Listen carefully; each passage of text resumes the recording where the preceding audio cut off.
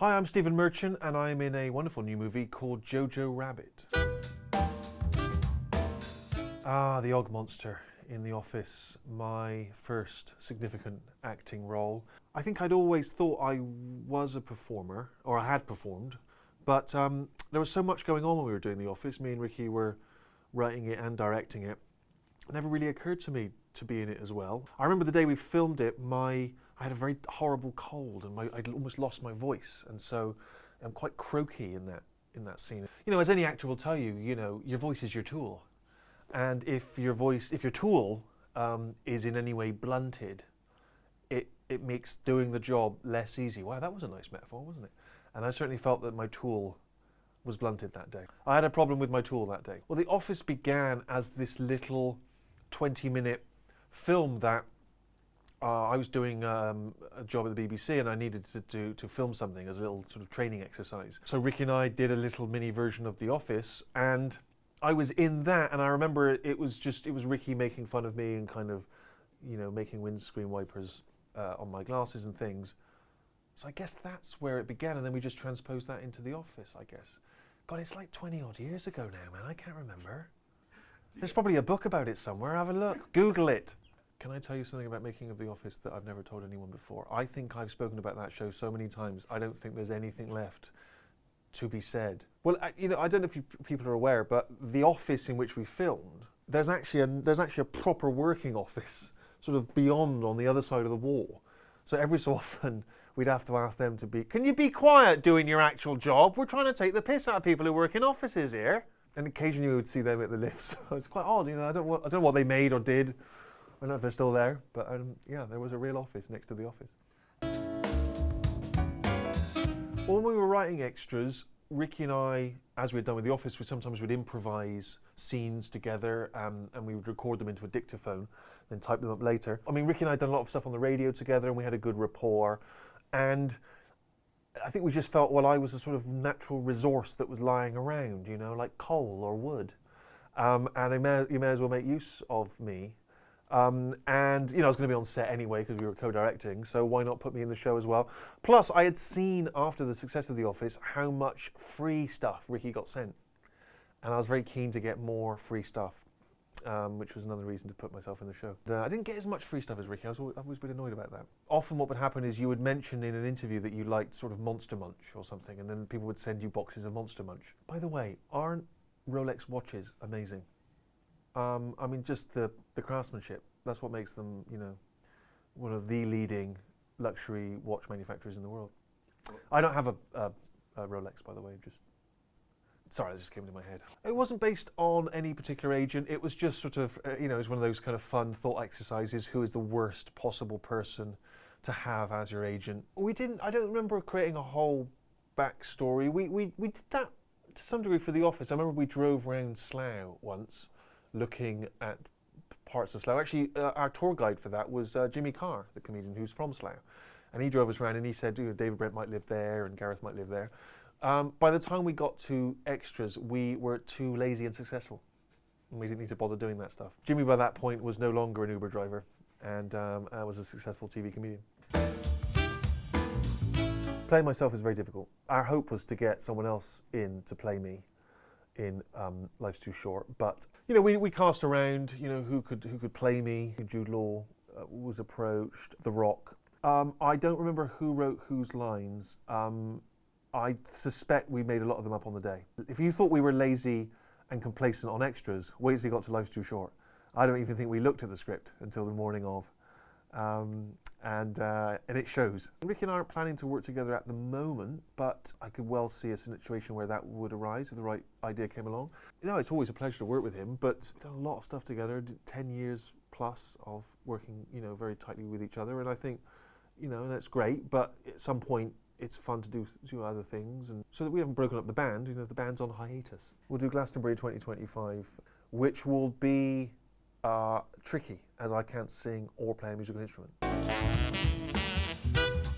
Logan wasn't any particular planned career move. I was flattered that they asked me to audition. I'll be honest with you, I don't think there's a lot of freakishly tall, weird-looking, thin actors in Hollywood. most Hollywood actors go to the gym. And so, they needed someone who they could use. I mean, it was for a Marvel movie, relatively low budget, probably only in the $80 or $90 million bracket. And so they couldn't spend a lot of money on CGI. So they needed someone who already looked a bit weird. They could just shave his head, put some white makeup on, and bingo bongo. The acting part of it was enjoyable, but the problem with a big movie like that is there's a lot of sitting around. Again, I know what you're thinking, oh, poor you. But, I mean, for instance, at one point we were in this tiny American town called Natchez, Mississippi. And it was just me and Richard E. Grant hanging out in hotel rooms together because we were waiting around to be used in the film, but they just never needed us. So for 2.5 weeks, Richard and I just wandered around Natchez, Mississippi like an old married couple, just filling our days, shuffling along. It was very hot, humid, shuffling along. And all the other cast, including Hugh Jackman, were all filming nights. So they were asleep in the day when we were awake, and when we were asleep, they were awake. So we never saw anybody. It was like a ghost town. And we just shuffled around, Richard and I, squabbling, arguing over where to eat. I remember one occasion there was a pub quiz. We were looking forward to the pub quiz because that was something to do on like a Wednesday. And we got there and we were on a team together and we joined first, and there was a tiebreaker question. And the tiebreak was how many people survived the sinking of the Titanic. And Richard, I went to the bathroom, Richard wrote the answer and handed it in. It was wrong. I didn't speak to him for 2 days. I was furious. It was honestly, we were like an old couple. It was bizarre. Yeah, so not quite as glamorous as you might think. Yeah, there's quite a few things I've done where they're just fun little, I suppose, cameos that someone asked me to do, and I just think, what a blast that will be. Not the sort of big career choices. They're just, someone says, would you fancy doing this thing? And you think, yeah, that sounds like a blast. And so The Simpsons was a good example of that. Chiefly because, you get to go to the read-through with all the actors, and so you literally see Dan Castellaneta doing Homer in front of you. You'd pay if that's like a competition winner opportunity. So, so that was the reason to do it, really. I'm a big fan of the show Modern Family, and I've done that a few times. And again, it's just a pleasure working with those actors. And when you're writing and directing a project yourself, or if you're in it, and it's your responsibility, it's a lot of pressure and stress, and you can't really stop and enjoy it. But when you're essentially a sort of hired hand, like for a couple of days in a show like Modern Family, I mean, it's just an absolute joy. By the time I got to do Portal, I'd sort of stopped playing video games. I was finding them I was just drawn into them, and I just spent way too much of my time playing them, and it was like an addiction, and so I had to stop. I'd stopped playing, and so by the time they asked me to do Portal, I didn't know anything about it. I hadn't played the game, I hadn't heard of it, but I am a fan, and I'm conscious of how popular video games are, and it was nice to be asked, and they let me have a lot of freedom, sort of improvise and play around. One of the hardest things I've done, actually, bizarrely, because with a video game, if you do an animated movie, you show up and they give you the lines and you say them, and you don't have to put makeup on or anything like that, and you just read the lines. But with a video game, you have to do lines for every possible avenue that the character might go down, right? So you've got to do lines for when the person playing the game is an incompetent and is just sort of walking into a wall and can't seem to figure out how to turn the character around and walk another direction. And you've just got to stop walking into the wall or whatever it might be. And you've got to do that for every possible part, every possible thing that might occur in the game. And so it takes forever. And you're on your own and you're shouting down imaginary corridors. I mean, it's exhausting. It's bizarre.